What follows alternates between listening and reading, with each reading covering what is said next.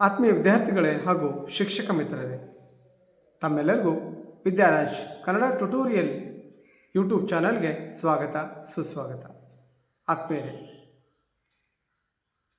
ಹಿಂದಿನ ತರಗತಿಯಲ್ಲಿ ನಾವು ಸಂಧಿ ಎಂದರೇನು, ಸಂಧಿಯಲ್ಲಿ ಎಷ್ಟು ವಿಧಗಳು, ಅವು ಯಾವುವು ಎಂಬುದನ್ನು ಸವಿಸ್ತಾರವಾಗಿ ತಿಳಿದುಕೊಂಡಿದ್ದೇವೆ. ಹಾಗಾದರೆ ಇಂದಿನ ತರಗತಿಯಲ್ಲಿ ಸಂಧಿಯಲ್ಲಿರುವ ಎರಡು ಪ್ರಕಾರಗಳಲ್ಲಿ ಮೊದಲನೇದು ಕನ್ನಡ ಸಂಧಿ, ಎರಡನೇದು ಸಂಸ್ಕೃತ ಸಂಧಿ. ಎಲ್ಲರಲ್ಲೂ ಕುತೂಹಲ ಮೂಡಿಸೋದು ಯಾವುದು ಅಂತ ಅಂದರೆ, ಸರ್, ಕನ್ನಡ ವಿದ್ಯಾರ್ಥಿಗಳಾದ ನಾವು ಸಂಸ್ಕೃತ ಸಂಧಿಗಳನ್ನು ಏಕೆ ಅಭ್ಯಾಸ ಮಾಡಬೇಕು? ನಾವು ಕನ್ನಡ ವಿದ್ಯಾರ್ಥಿಗಳಲ್ವಾ, ಕನ್ನಡ ಸಂಧಿಗಳನ್ನು ಮಾತ್ರ ಅಭ್ಯಾಸ ಮಾಡಿದರೆ ಸಾಕಲ್ವಾ? ಹಾಗಿದ್ಮೇಲೆ ಸಂಸ್ಕೃತ ಸಂಧಿಗಳನ್ನು ನಾವು ಯಾಕೆ ಅಭ್ಯಾಸ ಮಾಡಬೇಕು? ಅವುಗಳಿಂದ ನಮಗೆ ಏನು ಲಾಭ ಇದೆ? ಅವುಗಳನ್ನು ಯಾಕೆ ನಾವು ತಿಳ್ಕೊಳ್ಬೇಕು ಎಂದು ಹಲವಾರು ಜನ ವಿದ್ಯಾರ್ಥಿಗಳು ಪ್ರಶ್ನೆಗಳನ್ನು ಕೇಳ್ತಾರೆ. ಇದಕ್ಕೆ ಉತ್ತರ ಎಂಬಂತೆ ಇಂದಿನ ತರಗತಿಯಲ್ಲಿ ನಾವು ಕನ್ನಡ ವಿದ್ಯಾರ್ಥಿಗಳಾದ ನಾವು ಸಂಸ್ಕೃತ ಸಂಧಿಗಳನ್ನು ಏಕೆ ಅಭ್ಯಾಸ ಮಾಡಬೇಕು ಮತ್ತು ಅದರಿಂದ ಏನು ಉಪಯೋಗ ಅನ್ನೋದನ್ನು ತಿಳಿದುಕೊಳ್ಳೋ ಪ್ರಯತ್ನವನ್ನು ಮಾಡೋಣ. ಹಾಗಾದರೆ ಬನ್ನಿ ವಿದ್ಯಾರ್ಥಿಗಳೇ, ಇಂದಿನ ತರಗತಿಯಲ್ಲಿ ನಾವು ಕನ್ನಡ ವಿದ್ಯಾರ್ಥಿಗಳಾದ ನಾವು ಸಂಸ್ಕೃತ ಸಂಧಿಗಳನ್ನು ಏಕೆ ಅಭ್ಯಾಸ ಮಾಡಬೇಕು ಎನ್ನುವ ವಿಷಯವಾಗಿ ಚರ್ಚೆಯನ್ನು ಮಾಡೋಣ.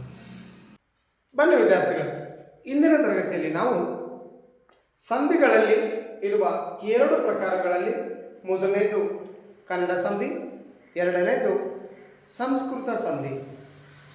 ಹಾಗಾದರೆ ನಾವು ಇಂದಿನ ತರಗತಿಯಲ್ಲಿ ತಿಳಿದುಕೊಳ್ಬೇಕಾಗಿರುವ ವಿಷಯ, ಹಾಗೆ ಎಲ್ಲರಲ್ಲೂ ಕಾಡ್ತಾ ಇರುವಂತಹ ಒಂದೇ ಒಂದು ಪ್ರಶ್ನೆ ಯಾವುದು ಅಂತಂದರೆ, ಕನ್ನಡದ ವಿದ್ಯಾರ್ಥಿಗಳಾದ ನಾವು ಸಂಸ್ಕೃತ ಸಂಧಿಗಳನ್ನು ಏಕೆ ಅಭ್ಯಾಸ ಮಾಡಬೇಕು?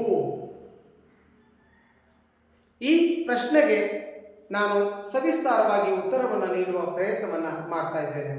ಹಾಗಾದರೆ ಬನ್ನಿ ವಿದ್ಯಾರ್ಥಿಗಳೇ, ಇಂದಿನ ತರಗತಿಯಲ್ಲಿ ನಾವು ಕನ್ನಡದ ವಿದ್ಯಾರ್ಥಿಗಳಾದ ನಾವು ಸಂಸ್ಕೃತ ಸಂಧಿಯನ್ನು ಏಕೆ ಅಭ್ಯಾಸ ಮಾಡಬೇಕು, ಅದರಿಂದ ನಮಗೆ ಏನು ಲಾಭ, ಯಾಕೆ ನಾವು ಆ ಸಂಸ್ಕೃತ ಸಂಧಿಗಳನ್ನು ಅಭ್ಯಾಸ ಮಾಡಬೇಕು ಎಂಬುದನ್ನು ತಿಳಿದುಕೊಳ್ಳೋಣ. ಹಾಗಾದರೆ ಆ ಸಂಸ್ಕೃತ ಸಂಧಿಗಳನ್ನು ಏಕೆ ಅಭ್ಯಾಸ ಮಾಡಬೇಕು ಎನ್ನುವುದನ್ನು ತಿಳಿದುಕೊಳ್ಳುವುದಕ್ಕಿಂತ ಪೂರ್ವದಲ್ಲಿ ಮೂಲಕ್ಕೆ, ನಾವು ಕನ್ನಡ ಭಾಷೆಯ ಮೂಲಕ್ಕೆ ಹೋಗಿ ಹೊರಗೆ ಬಂದರೆ ನಮಗೆ ಸಂಸ್ಕೃತ ಸಂಧಿಗಳ ಉಪಯೋಗ ಏನು ಅಂಥೇಳಿ ನಮಗೆ ಅರ್ಥ ಆಗುತ್ತೆ ವಿದ್ಯಾರ್ಥಿಗಳೇ. ಹಾಗಾದರೆ ಬನ್ನಿ, ಕನ್ನಡ ಭಾಷೆ ಮೂಲದಲ್ಲಿ ದ್ರಾವಿಡ ಭಾಷೆಯ ಒಂದು ಭಾಗವಾಗಿತ್ತು. ಈ ದ್ರಾವಿಡ ಭಾಷೆ 5 ಭಾಷೆಗಳನ್ನು ತನ್ನಲ್ಲಿ ಹುದುಗಿಸಿಕೊಂಡು ಮೂಲ ದ್ರಾವಿಡ ಭಾಷೆ ಅಂತ ಹೇಳಿ ಕರಿತಾ ಇದ್ರು.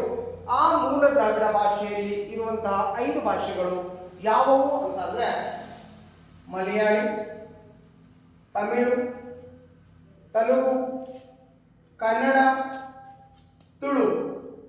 ಈ 5 ಭಾಷೆಗಳು ಒಟ್ಟಾಗಿ ಸೇರಿ ಮೂಲ ದ್ರಾವಿಡ ಭಾಷೆ ಅಂತೇಳಿ ಕರಿತಾ ಇದ್ರು ವಿದ್ಯಾರ್ಥಿಗಳೇ. ಹಾಗೇನೆ ಕಾಲಕ್ರಮೇಣ ಭಾಷೆ ತನ್ನದೇ ಆದಂತಹ ರೂಪವನ್ನು ಬದಲಿಸಿಕೊಂಡು ಬೆಳೆಯುತ್ತಾ ಹೋದಂತೆ ಎಲ್ಲ ಭಾಷೆಗಳು ಕವಲೊಡೆದು ತಮ್ಮ ತಮ್ಮ ಭಾಷೆಯಾಗಿ ಸ್ವತಂತ್ರವಾಗಿ ಬದುಕಬೇಕು ಎನ್ನುವ ಉದ್ದೇಶದಿಂದ ಎಲ್ಲ ಭಾಷೆಗಳು ಸ್ವತಂತ್ರವಾಗಲು ಇಚ್ಛೆಪಟ್ಟು, ಹಾಗೇನೆ ಸ್ವತಂತ್ರವಾಗಿ ಬದುಕಬೇಕು ಅಂತ ಹೇಳಿ ಇಚ್ಛೆಪಟ್ಟಿದ್ರಲ್ಲಿ ಕನ್ನಡವೂ ಸಹ ಬಂದು, ಈ ಕನ್ನಡ ಭಾಷೆ ಮೂಲ ದ್ರಾವಿಡ ಭಾಷೆಯಿಂದ ಹೊರಬಂದಾಗ ಕನ್ನಡ ಭಾಷೆಗೆ ಪದಗಳ ಸಂಪತ್ತು ಕಡಿಮೆ ಇತ್ತು. ಆಗ ಕನ್ನಡ ಭಾಷೆ ಬೇರೆ ಬೇರೆ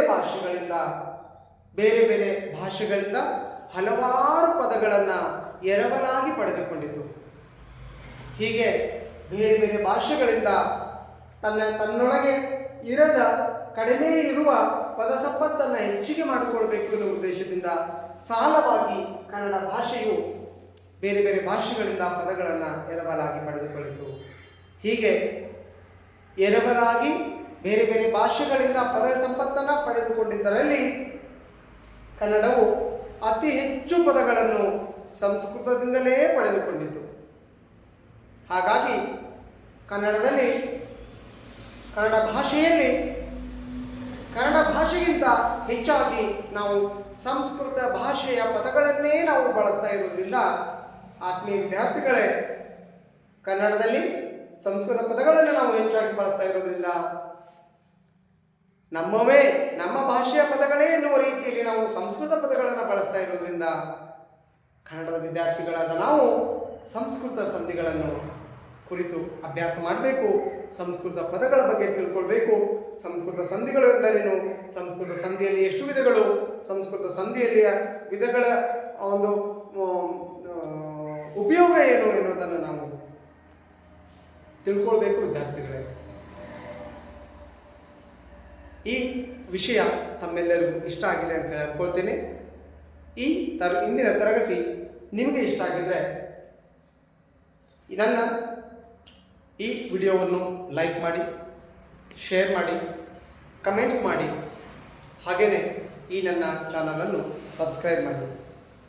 ಹಾಗೆ ಈ ಮುಂದಿನ ಹೊಸ ಹೊಸ ವಿಡಿಯೋಗಳನ್ನು ಮಾಡೋದಕ್ಕೆ ನನಗೆ ಅವಕಾಶ ಮಾಡಿಕೊಡ್ಬೇಕು ಎಂದು ತಮ್ಮಲ್ಲಿ ವಿನಂತಿಸುತ್ತೇನೆ. ಧನ್ಯವಾದಗಳು.